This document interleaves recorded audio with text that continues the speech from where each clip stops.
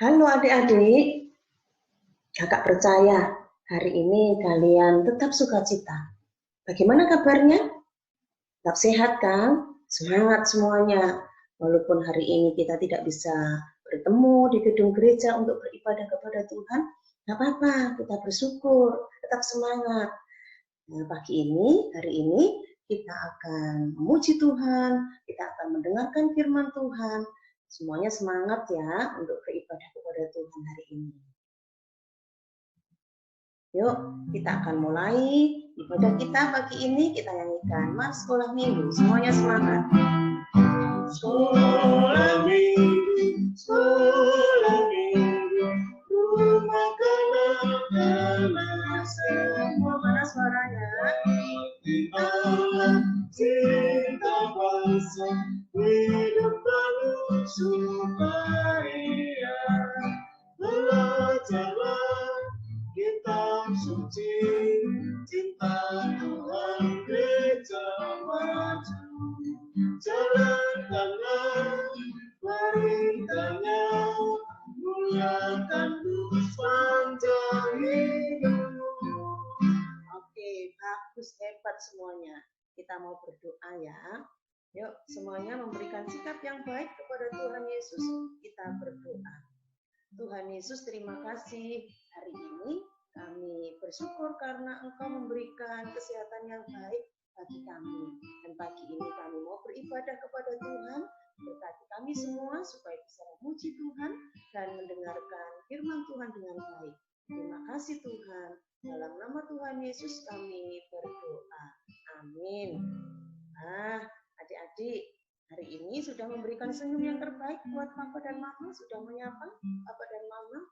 Yuk, semuanya senyum. Senyum yang baik, senyum yang sukacita. Ada kakak, ada adik, ada emak, engkong di situ, ada opa-oma. Ayo, sapa mereka. Berikan yang terbaik kepada Tuhan Yesus. Tapi pagi ini kita mau menyapa Tuhan Yesus. Yuk, selamat pagi Tuhan.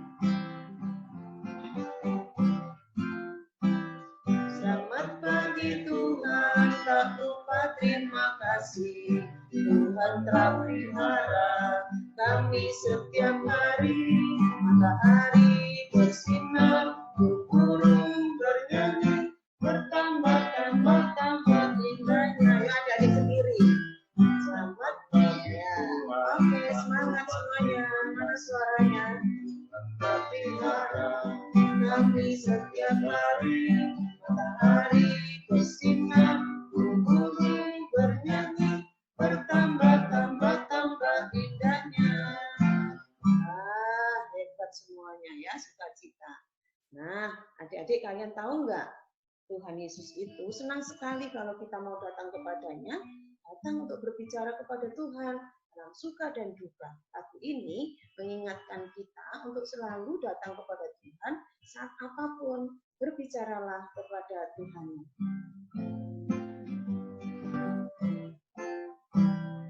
Berbicaralah kepada Tuhanmu.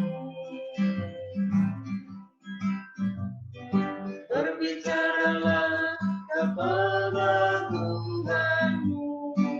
Ayo katakan kepada Tuhan, bila hatiku suka, Bila hatimu suka, bila hatimu duka, berbicaralah kepada Tuhanmu. Yuk, kita katakan sekali lagi, berbicaralah kepada Tuhan. Kepada Tuhanmu. Ajak adiknya, ajak kakak juga. Berbicaralah kepada Tuhanmu. Katakan kepada mama. Bila hatimu suka, Ada bapaknya juga. hatimu duka, berbicaralah kepada Tuhanmu. Nah, selalu ingat lagu ini ya, supaya kita selalu ditolong dan dihiburkan oleh Tuhan. Sekarang kita mau mendengarkan firman Tuhan, kita pujikan Alkitab. Hai Kawan, lihatlah, ku punya teman hebat.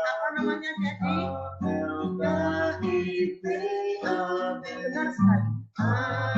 Alkitab. Katakan kepada adik dan kakakmu.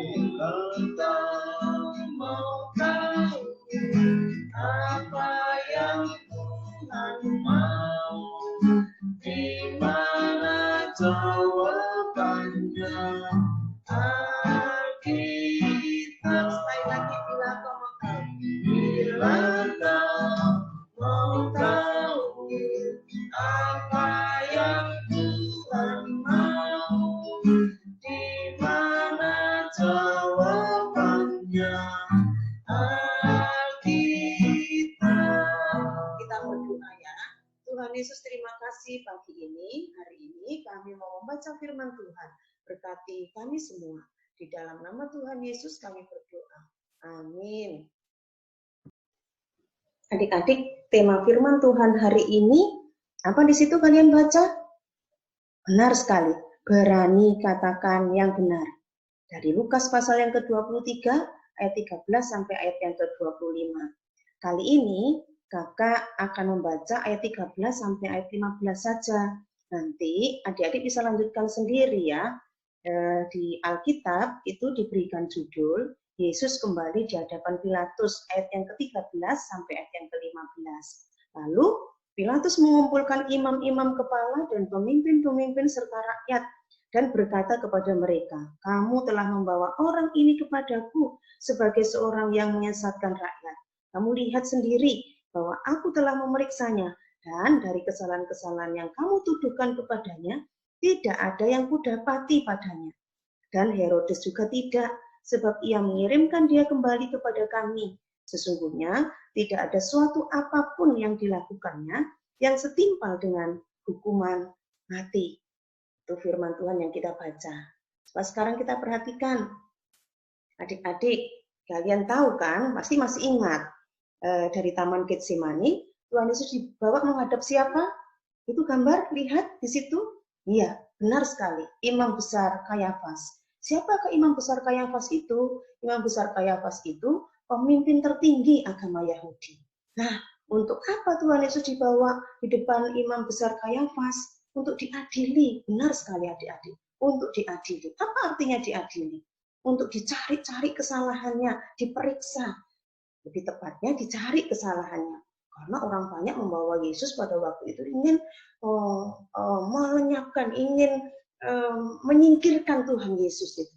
Ya, nah di depan Kayafas itu, Kayafas berusaha untuk mencari kesalahan Yesus. Dari awal, Kayafas itu memang sudah sepakat dengan imam-imam kepala orang-orang Yahudi untuk menyingkirkan Yesus. Artinya Kayafas itu memang sudah nggak suka juga kepada Tuhan Yesus. Jadi sepakat gitu untuk menyingkirkan Tuhan Yesus. Tapi pada waktu itu kan imam besar Kayafas ini tidak berhak menentukan hukuman bagi Yesus. Makanya imam besar Kayafas ini kemudian mengirim Yesus itu kepada Pilatus. Karena apa?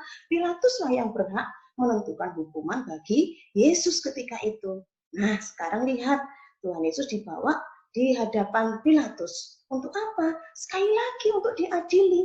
Orang banyak itu menuntut untuk Yesus segera dihukum, untuk segera disalibkan. 3 tuduhan yang diberikan oleh orang banyak itu di hadapan Pilatus. Jadi, lihat, yang pertama adalah Tuhan Yesus itu dianggap membawa ajaran yang menyesatkan bagi orang-orang Yahudi yang melawan hukum Taurat atau firman Tuhan. Yang kedua, Tuhan Yesus itu dianggap mempengaruhi rakyat untuk supaya rakyat itu tidak membayar pajak kepada pemerintah atau kepada kaisar. Yang ketiga adalah Tuhan Yesus itu dituduh oleh orang banyak itu menjadi orang atau menjadi pribadi yang melawan Allah dan melawan pemerintah. Karena Yesus mengaku sebagai raja orang Yahudi. Nah, 3 tuduhan itu yang diutarakan, yang diteriakkan oleh orang banyak di hadapan Pilatus adik-adik. Tapi pada waktu itu memang Pilatus ini setelah bertanya kepada Yesus tidak menemukan kesalahan apapun, tidak terbukti kesalahan dan tuduhan itu adik-adik. Nah sekarang lalu Pilatus berpikir, kan Yesus itu orang Galilea, Nah, orang Galilea itu yang menentukan hukumannya adalah Raja Herodes, karena Raja Herodes itu yang memerintah di Galilea. Makanya Pilatus sekarang mengirim Yesus itu di hadapan Raja Herodes. Coba sekarang kita perhatikan, Yesus berada di mana? Di istana Raja Herodes. Adik-adik, Raja Herodes itu sebenarnya raja yang sudah lama sekali mendengar tentang Yesus dan mujizat yang dilakukan oleh Yesus. Raja Herodes juga sudah lama sebenarnya ingin bertemu dengan Yesus. Tapi pada waktu itu Raja Herodes juga ingin membuktikan sehebat apa sih Mesias itu, sehebat apa Yesus itu. Tapi pada waktu itu sebelum melakukan apa-apa gitu ya, sebelum Raja Herodes berkata banyak kepada Yesus, tapi orang banyak itu sudah berteriak semakin kencang supaya Herodes itu menentukan hukuman bagi Yesus. Hukumannya adalah hukuman salib. Nah, di depan Raja Herodes ini, Raja Herodes tidak menemukan kesalahan apapun yang bisa menjadi alasan untuk menghukum Yesus itu. Nah, akhirnya Raja Herodes kemudian menyerahkan kembali, mengirim Yesus itu kembali kepada Pilatus, karena Pilatuslah yang berhak menentukan hukuman salib bagi orang-orang yang bersalah. Nah, kembali lagi sekarang Tuhan Yesus dibawa kemana? Ke hadapan Pilatus. Lihat yang berdiri di sana, itu Pilatus, adik-adik. Sekarang Yesus berada kembali di hadapan Pilatus. Pilatus ini serba salah, kepepet, terdesak, karena dia sebenarnya di satu sisi tidak bisa menemukan alasan apapun untuk menghukum Yesus. Tapi di sisi yang lain, orang banyak itu mendesak dia, menekan dia untuk menentukan hukuman salib bagi Yesus. Nah, Raja Pilatus ini tidak bisa berpikir banyak karena didesak oleh orang banyak. Akhirnya apa yang dilakukan oleh Pilatus, adik-adik? Benar sekali. Pilatus takut kepada orang banyak itu. Pilatus tidak berani berkata benar. Pilatus tidak berani membela Yesus, takut kepada orang banyak. Lalu apa yang dilakukan? Pilatus menyerahkan Yesus itu ke tangan orang banyak. Alkitab mengatakan Pilatus itu menyerahkan Yesus ke tangan orang banyak untuk diperlakukan semau-maunya, dan hukuman salib itu diberikan kepada Yesus. Akhirnya orang banyak membawa Yesus ke tempat penyaliban. Pilatus tidak berani berkata benar. Sekarang kakak mau tanya kepada kalian, saat kamu tahu yang benar, tapi teman-temanmu mengajak bahkan mendesak kamu untuk melakukan, untuk mengatakan yang tidak benar, mengatakan yang tidak jujur, berbohong, bagaimana sikapmu, adik-adik? Padahal kamu tahu apa yang benar. Apakah kamu ikut-ikutan melakukan yang tidak benar? Apakah kamu ikut-ikutan berbohong? Apakah kamu ikut-ikutan tidak jujur? Adik-adik, biasanya kalau seperti itu karena kita takut. Takut apa? Takut dijauhi teman. Takut dituduh yang enggak-enggak. Takut tidak diajak bermain. Kakak percaya kalian menjadi anak-anak yang berani melakukan apa yang benar, berani berkata jujur, tidak berbohong, ya, berani mengatakan apa yang benar. Nah, lihat, lalu coba perhatikan di situ. Wah, ada satu teman yang dituduh, adik-adik. Kalau ada salah satu temanmu yang dituduh melakukan yang tidak baik, padahal kamu tahu bahwa salah satu temanmu itu melakukan apa yang baik, bagaimana sikapmu? Apa yang kamu lakukan? Apakah kamu berani menolong salah satu temanmu itu yang dituduh melakukan yang tidak baik? Padahal dia melakukan yang baik loh, adik-adik. Ya, apa yang kamu lakukan? Apakah kamu berani menolong? Apakah kamu berani membela dia? Bahkan mengajak teman-temanmu yang lain untuk melakukan yang baik. Memberitahu teman-temanmu yang baik, yang lain untuk melakukan yang baik, melakukan yang benar. Adik-adik, kita harus berani mengatakan, melakukan, dan mengajak teman-teman melakukan yang benar. Kakak percaya kamu bisa melakukannya. Kenapa? Lihat firman Tuhan. 1 Petrus pasal yang ketiga ayat 12a mengatakan, sebab mata Tuhan tertuju kepada siapa? Coba baca di situ. Kepada orang-orang benar. Ya, sebab mata Tuhan tertuju kepada orang-orang benar. Artinya apa? Mata Tuhan itu selalu akan menolong kita, selalu akan mendampingi kita, menolong adik-adik untuk bisa melakukan apa yang benar, menjadi berkat buat teman-teman, mengatakan apa yang benar kepada semua orang di sekitar kita, sehingga kita bisa menjadi berkat buat teman-teman kita yang lain. Ya, kakak percaya firman Tuhan ini mengingatkan dan akan terus menolong setiap kita. Ya, nah sekarang coba adik-adik perhatikan. Selama kalian liburan, bukan liburan tapi ya, selama kalian belum sekolah, belum masuk sekolah dan harus ada di rumah, kakak mau pesan nih. 1, jaga kesehatan. Dengan cara seperti apa? Makan sayur, makan buah, minum susu seperti biasanya. Lalu juga minum air putih. Minum air putih yang hangat saja, jangan minum air es. Lalu jaga kesehatan dengan cara apa? Tidur yang cukup, istirahat yang cukup, main HP, main gamenya, main gadgetnya, diatur waktunya supaya tidak terlalu malam, lalu adik-adik segera tidur. Lalu yang kedua sekarang, jaga kebersihan.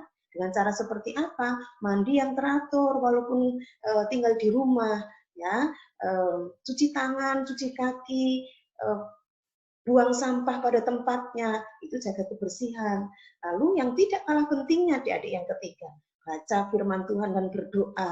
Adik-adik kan punya banyak waktu sekarang di rumah. Biasanya kalau adik-adik ditanya, sudah baca firman belum? Sudah berdoa belum? Adik-adik jawabnya, nggak sempet kak, banyak PR, banyak ulangan, banyak tugas. Nah sekarang adik-adik banyak waktu di rumah. Baca firman dan berdoa saat kamu takut, saat kamu sedih, saat kamu gembira, saat apapun berdoa, minta tolong kepada Tuhan dan bersyukur kepada Tuhan. Baca firman Tuhan dan berdoa. Adik-adik, yang keempat sekarang, tetap rajin belajar, walaupun adik-adik belum sekolah, tapi kerjakan PR-nya, kerjakan tugasnya dengan baik, supaya nanti pada saatnya adik-adik harus masuk sekolah, semuanya sudah siap, sudah beres semuanya, dan adik-adik tetap semangat untuk masuk sekolah. Itu pesannya ya. Oke, nah sekarang lihat lagu ini, biasanya kita nyanyikan pada saat apa? Benar sekali.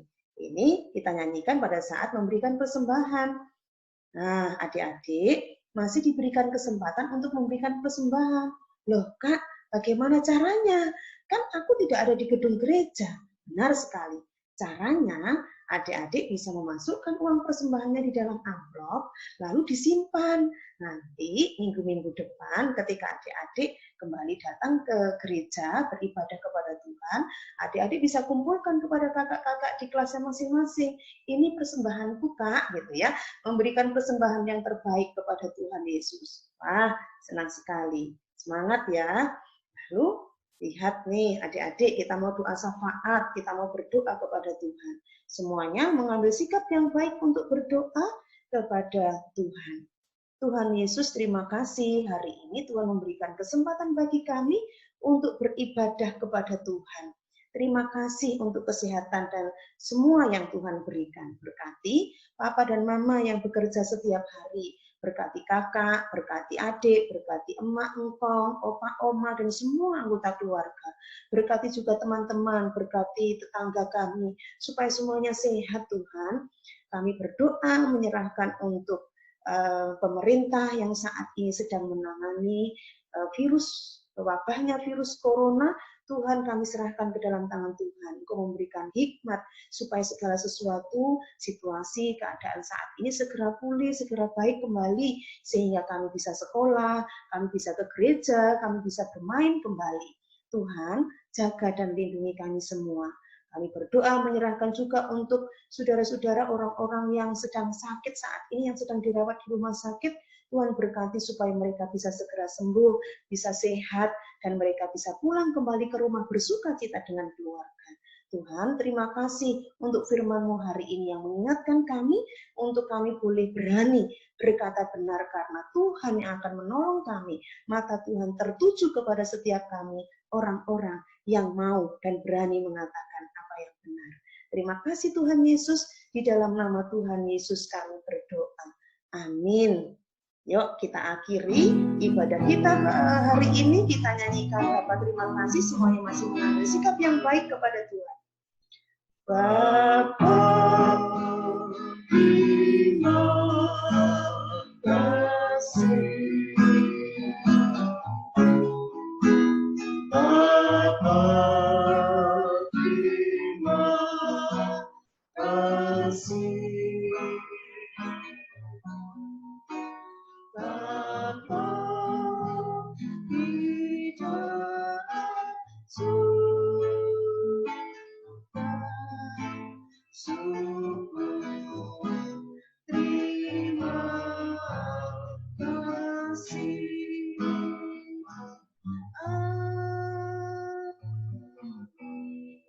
Selamat hari Minggu, Tuhan Yesus memberkati setiap kita. Sampai ketemu minggu depan.